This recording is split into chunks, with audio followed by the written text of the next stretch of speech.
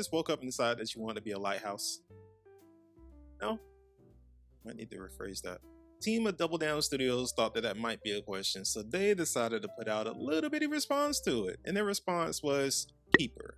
Released on October 17th, listed as an adventure, puzzle, and third-person game. Keeper is a story that's told without any words, and honestly, not a lot of people can get by with that type of stuff these days. But the people at Double Down Studios actually have a pretty good grasp on what makes this story interesting.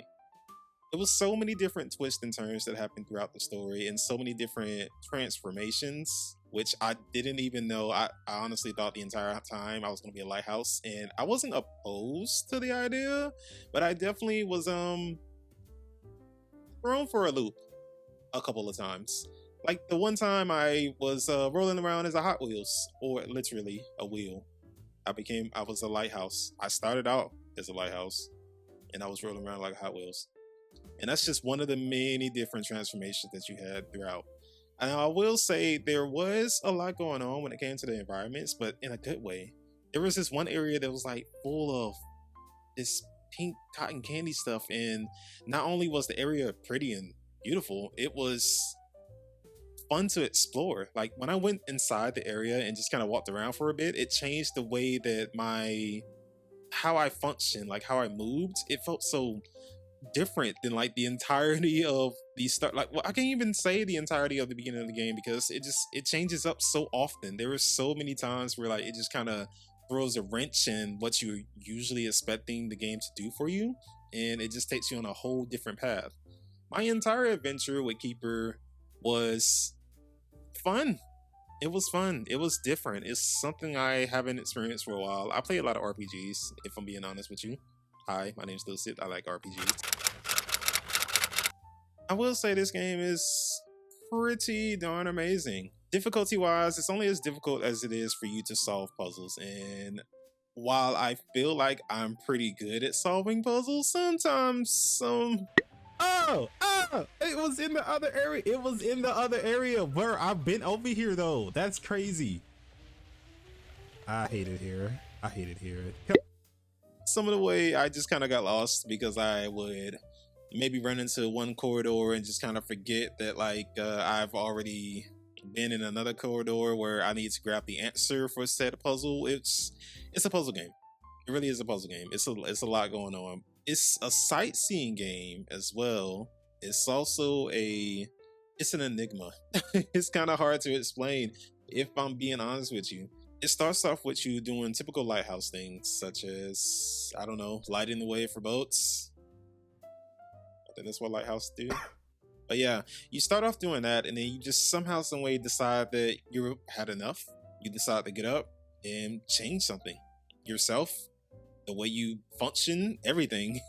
And not only that, you get accompanied by this bird named Twig, and honestly, Twig was holding me down the entire time. Like there was so many different things that Twig needed to do for me. Without Twig, I wouldn't be the lighthouse I am today. 5 out of 5 would keep that bird with me forever. But I will say, if you do have the time to set aside for this short adventure, because honestly, I don't think it took me no more than maybe about 16 to 20 hours to kind of ram through it.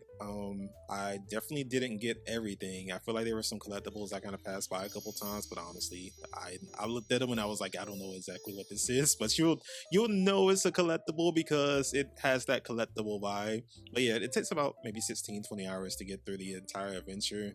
You'll definitely have fun the entire way. You'll definitely be wowed a couple of times. It is so many different facets of this game.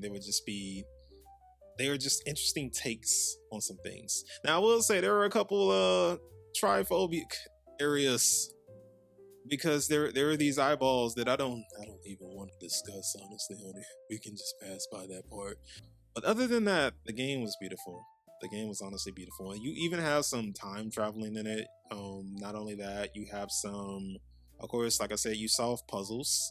Most of the time what you're doing is using your light to kind of, well, I can't even say most of the time. The early part of the game, you're using your light to kind of guide your way and like change growth rates of plants or scare off some of the little mobs that might be running around.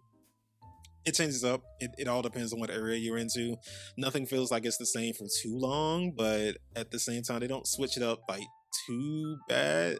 to be honest, I'm doing a horrible job explaining it, but if you have the time and have Game Pass, I'll definitely say give it a shot.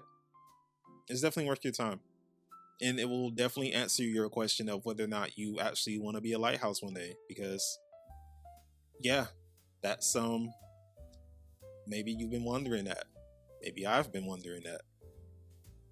Maybe we should ask some different questions. Yeah, if you like this video, like, comment, subscribe, share with friends. I have a lot of streaming to do, so if you ever see me online, definitely join a stream. Feel free to stop by, say hi, or don't. Just join and sit. It's cool. I'm cool with either or. Or bring some coffee. Definitely bring some coffee. But see you guys in the next video. If I signed up to be a lighthouse, oh wait, hold on. Wait a second. Wait. I kind of like this. Wait, yo.